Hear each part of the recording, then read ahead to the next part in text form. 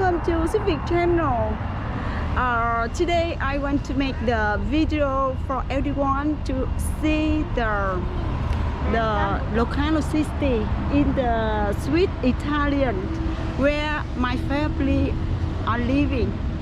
And today it's very nice, it's sunny, and I take my children to eat McDonald's.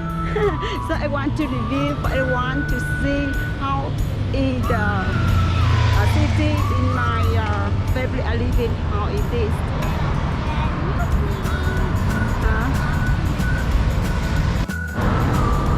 Xin chào quý vị và các bạn, quay trở lại kênh Sweet Việt. Ngày hôm nay Thư sẽ review cho quý vị xem thành phố xung quanh Lucano ở thành phố Thị Ý, mấy đấy con, nơi mà gia đình của Thư đang sinh sống. Ở đây là xung quanh cái center city. Và bây giờ mình dẫn hai đứa con mình đi ăn McDonald's. Kia kìa, ở xa kia là McDonald's. Và bây giờ chúng ta hãy cùng đi ăn McDonald's với Thư và hai bé nha. Chào đi con, chào hai đứa, chào đi con. Chào. Moment, đi qua đây con. Đi.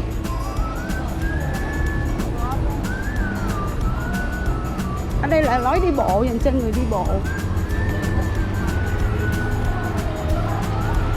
Hai đứa chào mọi người đi con. Chào. Đây là McDonald's. Hả?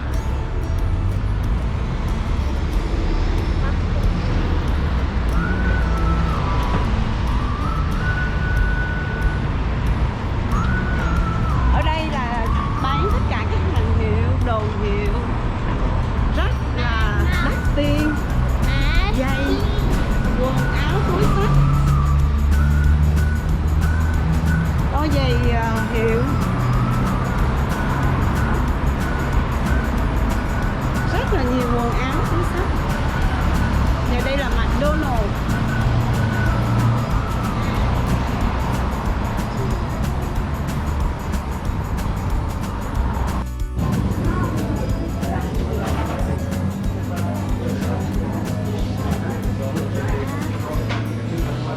Ăn cái gì?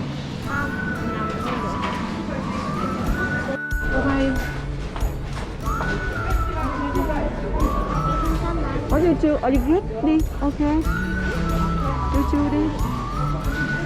Rồi, ít. Rồi, ô sẽ cancel. Có you cancel.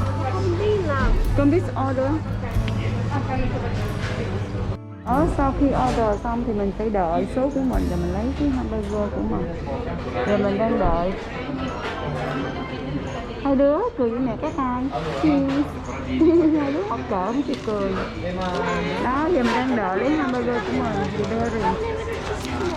Con là muốn đi ở đây này. À vậy hả? Ok, mẹ biết rồi.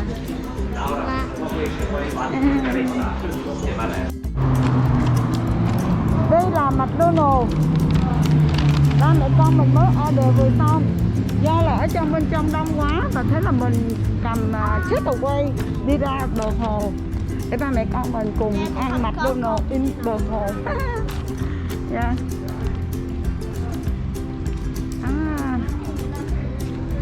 Có hết bên. Đây mình mới order gì xong, để coi có gì trong này, mẹ con lát mẹ coi hai đứa coi. Con vì sao có một cái tô không? Đây toàn là những cái cửa hàng đồ hiệu không? Kính hiệu, đồ hiệu. Mùa hè mọi người hay đi xe máy để thưởng thức cái thời tiết ấm áp mùa hè.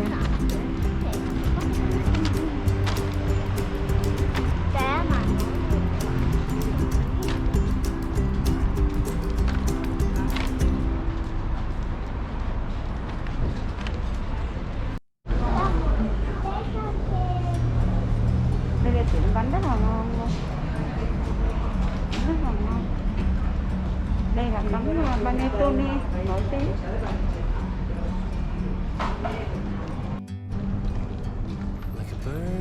bây giờ ba mẹ con mình sẽ đi xuống cột hồ.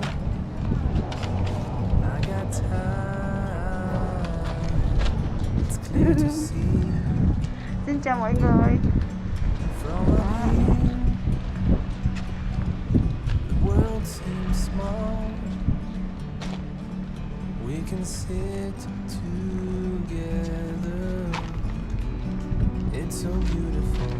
Đây là những chiếc đồng hồ hàng hiệu của Thụy Sĩ, đồng hồ Thụy Sĩ đây. Rất là mắc tiền luôn nha cả nhà.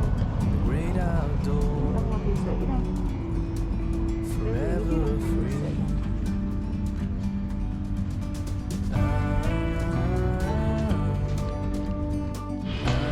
Đi con, nó quýnh tôi kìa.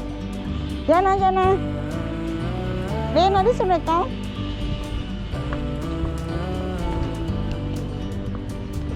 Mình tới chỗ cái hồ mình ăn xong mình có mình ăn bít con luôn. Đi đi con. Hai đứa ăn ở chỗ nào, ngồi đâu ăn? Ngồi đi ăn hả? Hay là ngồi chỗ nào? Không. Bên đây lại ngồi ăn này con, come here. Ai ngồi nó kỳ lắm.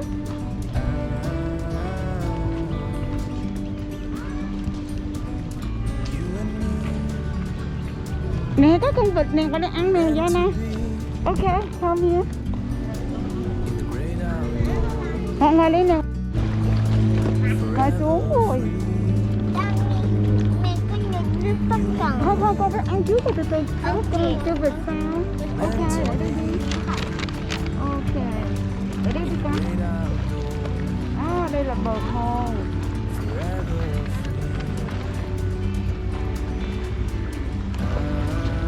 Những chú vịt con.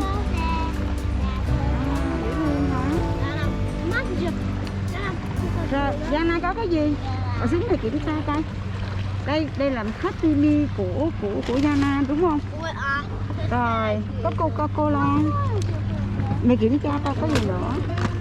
Jana có cái gì? Happy Meal. Con mở ra có cái gì?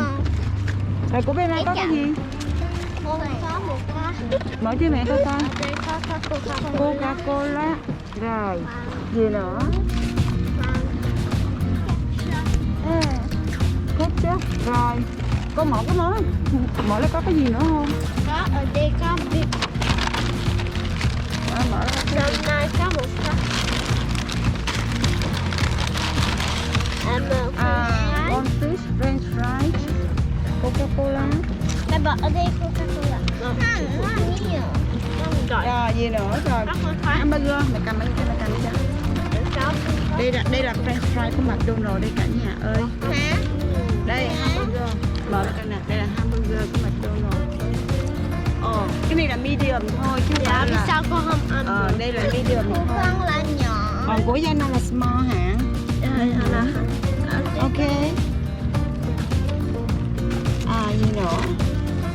Jana mở coi của con McDonald's có gì đâu. Con bỏ đây. Coca-Cola của McDonald's. Con ngồi xuống đi, con mở khẩu trang ra. Ăn đi con gái. Đây nè, McDonald's. Mời cả nhà McDonald's.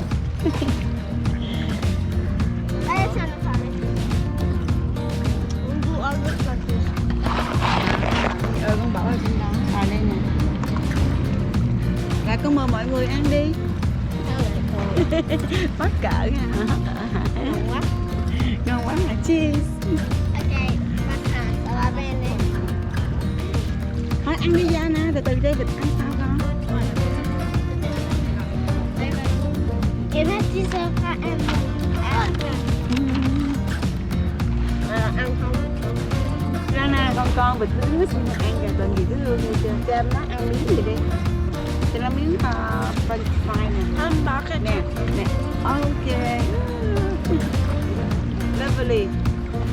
Nó không sợ ha con ha. Bụi này lên tiếp nè. Ôi con có hết con.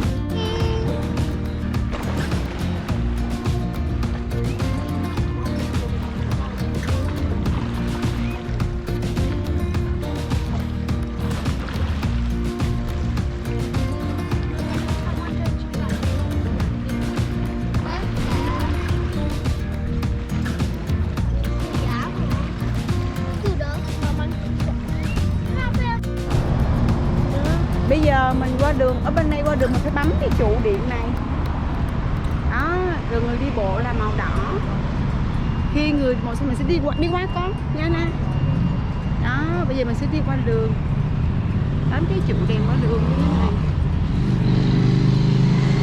Bé na bấm tiếp cái này con. Bấm tiếp cái này con gái.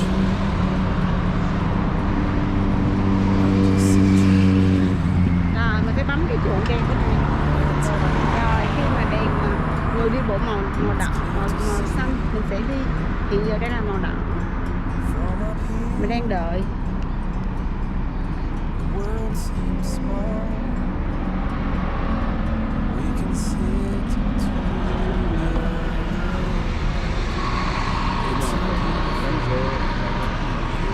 Nắng quá à. Chưa mới xanh thì rồi, còn màu xanh đi con, giá na đi. Rồi bây giờ mình băng qua đường nè. Tất cả các xe phải đợi mình vào đường đây. Rồi bây giờ mình đi ăn kem nha. Ok. Bây giờ Thư sẽ review cho mọi người ăn kem. Tiên on is this way, ánh sau được không? Đó, bãi cỏ xanh tươi rất là đẹp. This here, this. Bây giờ hai đứa con mình đang đứng đợi mua kem. Đó, kem này rất là ngon luôn. Hả? Khoan con phải đợi một người nữa con. Đợi cô đứng xếp hàng đây mình đi mua. Đó, mình sẽ xếp hàng đợi một kem. Kem ở đây rất là ngon luôn. Phải nói công tác tuyệt vời, đủ loại kem. Rất là ngon. Ở đây mình đang ở Center City, trung tâm thành phố mua sắm, nhiều cửa hàng hiệu luôn. Nhưng mà ở Thụy Sĩ á, rất là khó quay ở bên trong lắm. Mình không được quay bên trong. Bán với cho nhiều loại kem quá trời. Quá trời kem ngon luôn. Cô lại con đi vô con mua kem đi con. Rồi ok, buongiorno.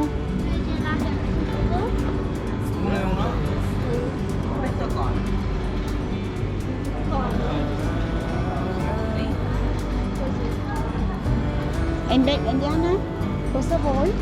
Kem rất là ngon luôn, nó là kem quá ngon luôn nha.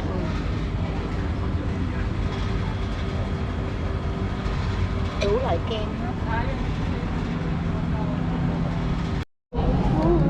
Đây kem. Đưa bác kem này con nào qua cho mọi người coi. Đó. Bé nhỏ mình